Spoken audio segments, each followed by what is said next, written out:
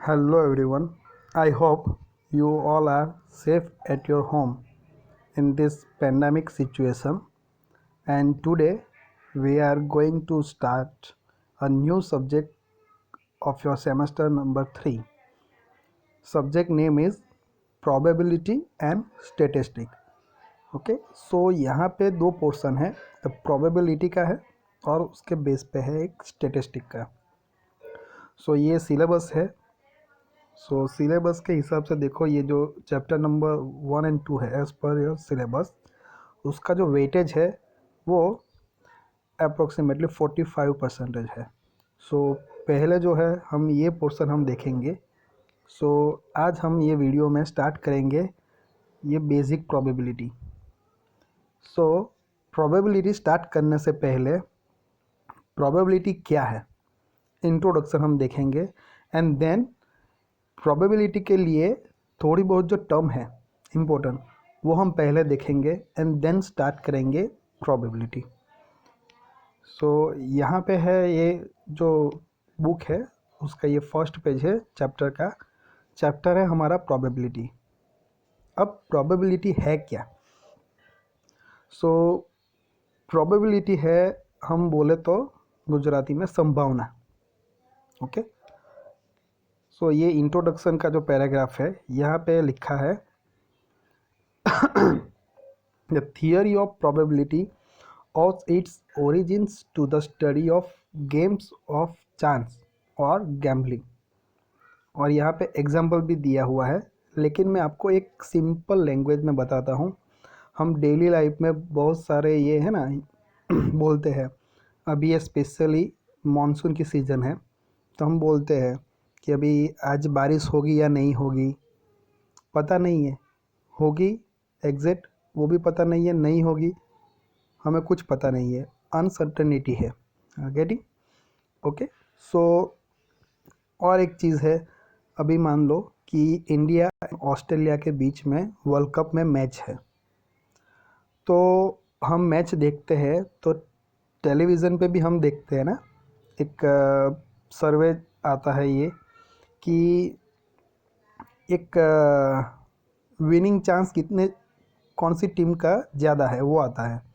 उसमें लिखते हैं ना, बताते हैं कि अब तक वर्ल्ड कप की मैच में इंडिया एंड ऑस्ट्रेलिया कितनी मैच खेले हुए हैं। मान लो कि 15 मैच खेले हुए हैं, राइट। और 15 में से इंडिया 10 जीती है और ऑस्ट्रेलिया ओनली 5 में विन हुए हैं। तो प्रोबेबिलिटी आज की मैच में किसकी ज़्यादा है? इंडिया की, क्योंकि वो पिछले जो मैचेस है उसमें 10 बार वो जीते हैं इंडिया की टीम। लेकिन एग्जैक्ट पता नहीं, ये हम संभावना व्यक्त करते हैं कि मतलब इंडिया जीत सकती है, लेकिन ये पॉसिबल है नहीं। वो जीत भी सकती है या नहीं भी जीत सकती है। गेटिंग? तो ये एक सिंपल है प्रोबेबिलिटी। अब ये जो सिचुएशन है डेली लाइफ में, हमने बोला 2 एग्जांपल दिए। अब ये जो सिचुएशन है उनको हमें क्या करना है? मैथमेटिकली कैलकुलेट करना है। दैट मीन्स ये जो सिचुएशन है उसका मैथमेटिकल मेजरमेंट करना है। उनको क्या बोलते हैं? प्रोबेबिलिटी। हम बोलने के लिए तो बोलते हैं कि भाई ये होगा वो होगा, लेकिन उनको हम मैथमेटिकली कैलकुलेट करते हैं, या we can say that mathematical measurement. Okay उसको क्या बोलते हैं? प्रोबेबिलिटी। यहाँ पे एक एग्जांपल भी दिया हुआ है, देखो। A chance of winning a cricket match, the chance of getting pass in examination. Okay कि क्रिकेट मैच के अंदर विन होने का चांस कितना है? Chance of getting pass in examination means examination में पास होने के चांस कितने हैं? Chance of getting railway ticket booking confirm, क्योंकि हम बुकिंग करवाते हैं तो वेटिंग में होता है। ज़्यादा रस हो तो फेस्टिव सीजन में ज़्यादातर ये होता है, तो वेटिंग क्लियर होने के जो चांसेस है वो कितना है? वो भी सारे क्या है? एक प्रोबेबिलिटी ही है। Getting? Probability theory is design to deal with uncertainties regarding happening of a given phenomena. और ये दिया है 10 when we throw a coin a head is likely to occur but may not occur. That means कि हम एक coin है, coin को throw करते हैं, right? So head is likely to occur, मतलब हेड आना चाहिए लेकिन वो नहीं भी आ सकता है, मे नॉट अकर. सिमिलरली यहाँ पे एक और एग्जांपल दिया है कि when a product is manufacture may और may not defective, right? So कोई प्रोडक्ट मैन्युफैक्चर होती है तो वो प्रोडक्ट डिफेक्टिव नहीं हो सकती या डिफेक्टिव हो भी सकती है. ओके, यहाँ पे और एक एग्जांपल है, the cricket board refers number of names in the list who are likely to play for the country. Okay, cricket board है वो नेम लिस्ट बाहर पाती है, ओके, कि मैच से पहले या सीरीज से पहले वो लिस्ट डिक्लेयर करते हैं कि इतने जो प्लेयर है वो खेलेंगे कंट्री के लिए. So but are not certain to be included in the team. वो टीम में होंगे वो फिक्स नहीं है. क्यों? क्योंकि मान लो कि क्रिकेट मैच है और 11 प्लेयर खेलते हैं, सो टीम जो है वो 14 या 15 प्लेयर की डिक्लेयर करते हैं, राइट? सो उसमें से 11 में जगह बनेगी कोई प्लेयर की, नहीं बनेगी, वो एक फिक्स नहीं है. सो ये जो सारी जो सिचुएशन है उसको हम मैथमेटिकली मेज़र करते हैं, तो उसको क्या बोलते हैं? प्रोबेबिलिटी है, एक संभावना है. ओके, सो आज हम वही देखेंगे, लेकिन उससे पहले बहुत सारी चीज़ जो है, इम्पोर्टेंट टर्म जो है वो हम पहले देखेंगे. सो यहाँ पे है पहला रैंडम एक्सपेरिमेंट. अब एक्सपेरिमेंट वो हमें पता है, कोई भी एक एक्सपेरिमेंट है उसको क्या बोलते हैं दूसरे में? ट्रायल. सो लेकिन यहाँ पे कौन सा यूज़ करना है? Random experiment. तो ये बुक में तो है लेकिन मैं आपको थोड़ा इजी तरीके से समझाता हूँ. देखो, ये है experiment means an operation which results in some well defined outcome is called an experiment. Okay, कि जो हम एक्सपेरिमेंट करते हैं उसका जो रिजल्ट है वो वेल डिफाइंड है, आउटपुट जो है उसका आउटकम जो है वो क्या वेल डिफाइंड है, तो उनको हम बोलते हैं ओनली एक्सपेरिमेंट. लेकिन रैंडम एक्सपेरिमेंट किसको बोलते हैं वो मेन इम्पोर्टेंट है. If we conduct an experiment and we do not know which of the possible outcome will occur this time, the experiment is called a random experiment. Okay, so हम एक experiment करते हैं लेकिन उसमें जो outcome है कौन सा आएगा कोई एक टाइम पे वो हमें एग्जैक्ट पता नहीं है, तो उसको बोलते हैं रैंडम एक्सपेरिमेंट. सो उसके एग्जांपल नीचे है, देखो बहुत इजी है समझना, कि टॉसिंग अ कॉइन ये एक एग्जांपल है. सो कॉइन हम टॉस करते हैं तो हमें पता नहीं है कि हेड आएगा या टेल आएगा, तो ये एक्सपेरिमेंट क्या हो गया? हमारा रैंडम एक्सपेरिमेंट हो गया. ओके, अब वो कॉइन है वो 16 जो मूवी है वो नहीं होना चाहिए, दोनों साइड एक ही आती है. Okay, so that is the joke of the part, but tossing a coin is one of the best example of random experiment. Second thing देखो, throwing a die. So die है, यहाँ पे भी एक पिक्चर में बताया है, देखो. सो डाई को थ्रो करते हैं तो पॉसिबिलिटी क्या है? 1 आए, 2 आए, 3, 4, 5, 6. सो 1 to 6 में कुछ भी आ सकता है, that we don't know. Okay, next है drawing a card from a well shuffled pack of cards. So जो प्लेइंग कार्ड्स होते हैं 52, उसको हम सफल करते हैं और उसमें से कोई कार्ड को हम खींचते हैं, वो कौन सा आएगा वो कुछ पता नहीं है हमें, तो वो भी क्या हो गया? एक एग्जांपल हो गया किसका? रैंडम एक्सपेरिमेंट का. सो रैंडम एक्सपेरिमेंट मतलब यही है कि उसका जो आउटपुट है, उसका जो आउटकम है जो पॉसिबल, वो एग्जैक्ट हमें पता नहीं है कि कौन सा आएगा. That experiment is known as a random experiment. अब इनके बेस पे एक बहुत इम्पोर्टेंट टर्म है वो हम देखेंगे, सैम्पल स्पेस. ये जो बुक है, बुक में भी दिया हुआ है सब कुछ. यहाँ पे देखो, ये रैंडम एक्सपेरिमेंट के बारे में है पूरा, उसमें 2-3 एग्जांपल और भी दिए हैं. ओके, लेकिन इतना काफ़ी है, सिर्फ समझना ज़रूरी है. अब ये सैंपल स्पेस बहुत इम्पोर्टेंट है, वो हम देखते हैं अभी।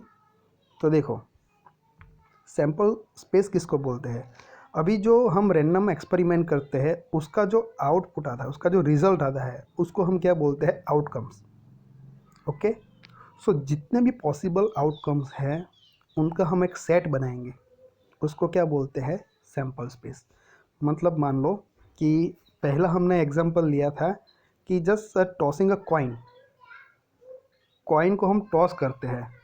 सो दो पॉसिबिलिटी है, या तो हेड आता है या तो टी आता है।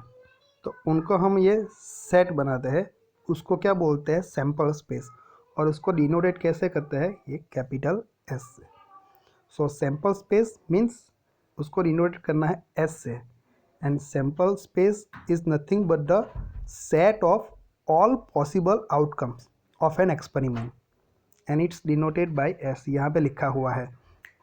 ओके, सो ये बहुत इजी है कि कोई भी हम एक्सपेरिमेंट करें, इनके जो भी पॉसिबल जो है आउटकम है, उसका जो सेट है उसको क्या बोलते हैं? Sample space. और एक यहाँ पे दूसरा एग्जांपल है, बहुत इजी है। If a single die rolling experiment, एक डाई है, एक सिंगल है, उसको हमें थ्रो करना है और उसका सैंपल स्पेस लिखना है। तो हम डाई को हम थ्रो करेंगे तो कितने आउटकम्स आ सकते हैं? 6, 1 2 3 4 5 एंड 6। तो ये जो सभी का जो हम सेट बनाएंगे, देखो यहाँ पे 1 2 ये लिखा है, और उसका ये जो सेट है उसको हम क्या बोलेंगे? Sample space for the given experiment. Experiment कौन सा है? ये single die rolling. Okay, dice जो है उसको हमें थ्रो करना है, उसका जो पॉसिबल आउटकम है कोई भी आ सकता है, 1 to 6। तो जितने भी आउटकम पॉसिबल है उतने सभी हमें लिखने हैं, और वो सेट को हम क्या बोलेंगे? Sample space. और इसको डिनोटेट करेंगे हम कैपिटल एस से। अब सैंपल स्पेस के अंदर जो ये 1 है 2 है, मान लो यहाँ पे क्या है? S equal to head and tail लिखा है, लेकिन हम मोस्टली क्या लिखेंगे? कैपिटल एच, हेड का मतलब टेल टी लिखेंगे। तो ये एच है, ये टी है, उसको हम क्या बोलेंगे? Sample point. ये जो सैंपल स्पेस है ये पूरी, उसके अंदर के ये जो है एलिमेंट, उसको क्या बोलते हैं? Sample point. और उसको और क्या बोलते हैं? Element. Element of the sample space, ये एक एलिमेंट हो गए। सेम ये जो डाई वाला जो एक्सपेरिमेंट है उसके कितने एलिमेंट है? 6 एलिमेंट है। तो ये जो साइज होती है सैंपल स्पेस की, और we can say that the number of elements present in a space that is denoted by N of S. अभी ये हेड एंड टेल वाला है तो वो क्या आएगा? 2, क्योंकि उसके कितने एलिमेंट है, उसकी साइज क्या है? 2 है, हेड एंड टेल। ओके, सो ये जो सैंपल स्पेस की जो साइज है मीन्स कि इसके अंदर कितने एलिमेंट है, उसको हम डिनोटेट करेंगे एन ऑफ एस से। बहुत इजी है, देखो यहाँ पे ये बताया है, the size of the sample space means the total number of possible outcome is denoted by N of S. Okay, N S. अब ये सैंपल स्पेस की बात हो गई, अब हम बात करते हैं इवेंट की। सो इवेंट क्या है? सो event is nothing but the subset of the sample space. Getting? तो ये जो सैंपल स्पेस है उसको हम एस बोलते हैं। तो यहाँ पे एक एग्जांपल के थ्रू आपको मैं समझाता हूँ। सो एग्जांपल सेम लेना है कि कोई डाई है, उसको हमें थ्रो करनी है, सिंपल सी बात है। सो उसका जो सैंपल स्पेस है वो क्या आएगा? यहाँ पे लिखा है S 1 2 3 4 5 6। Okay, set of all the possible outcome of the experiment that is nothing but the sample space. अब सैंपल स्पेस का जो है सबसेट, वो क्या हो गया? हमारा इवेंट। सो इवेंट को हम यहाँ पे दो एग्जांपल दिए हैं, दो इवेंट है। देखो यहाँ पे ई एन एफ लिखा है, आप चाहे तो क्या लिख सकते हैं? इवन पहली इवन है तो इवेंट ई1, दूसरी को ई2 भी आप लिख सकते हैं। सो पहली इवेंट क्या है? देखो, the number appear is the multiple of 3।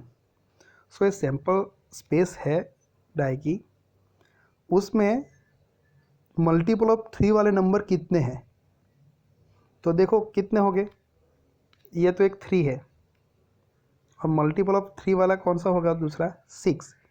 तो 3 एंड 6 का ये जो बनेगा सेट उसको क्या बोलते हैं इवेंट।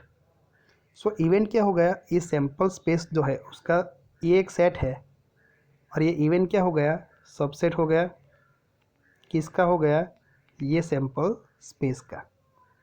गेटिंग। अब दूसरी इवेंट ले ले, यहाँ पे एफ लिखा है, ये समझ में आ गया। इवेंट ई का आंसर क्या आएगा 3 6। अब इवेंट एफ है वो क्या है, the number appearing is even, मतलब ये 6 में से जो इवन नंबर है वो। सो कौन कौन से आएंगे 2 4 एंड 6। तो देखो ये इवेंट को मैंने यहाँ पे बताया है।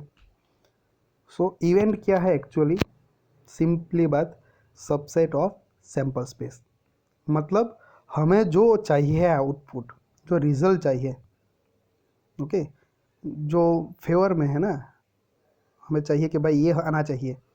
अभी मान लो कि E1 है तो हम ये भी लिख सकते हैं कि ऑड नंबर आए उसके हमें लिखना है, ओके, तो वो भी लिख सकते हैं हम ऑड का।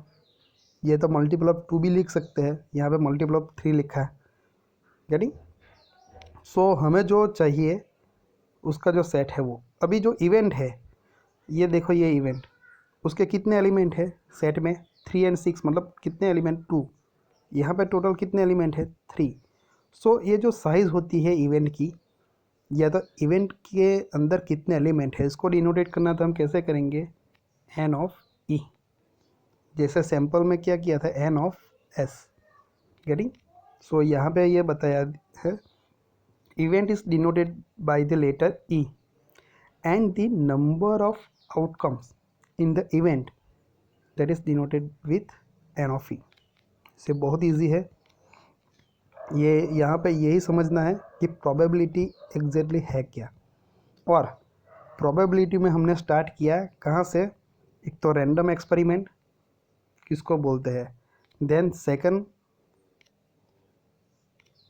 ये रैंडम एक्सपेरिमेंट किसको बोलते हैं, देन सैम्पल स्पेस इम्पोर्टेंट है और इवेंट। तो बहुत इजी है, सैम्पल स्पेस मतलब उसको एस बोलते हैं और इवेंट को कैसे डिनोटेट करते हैं कैपिटल ई से। ओके। सो यहाँ पे सभी डेफिनेशन लिखी है लेकिन मैंने आपको थोड़ी इजी तरीके से स्लाइड में समझाया है।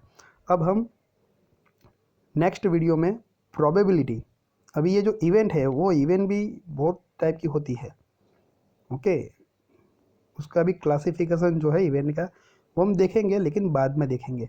उनसे पहले हम क्या देखेंगे, प्रोबेबिलिटी में मैथमेटिकल जो इक्वेशन है वो हम लिखेंगे और इसके बेस पे एग्जांपल देखेंगे।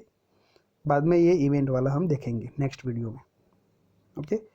सो ये एक बार अच्छी तरह से समझ लेना कि रैंडम एक्सपेरिमेंट क्या है, उसके एग्जांपल के थ्रू याद रखो कि ये एग्जांपल है।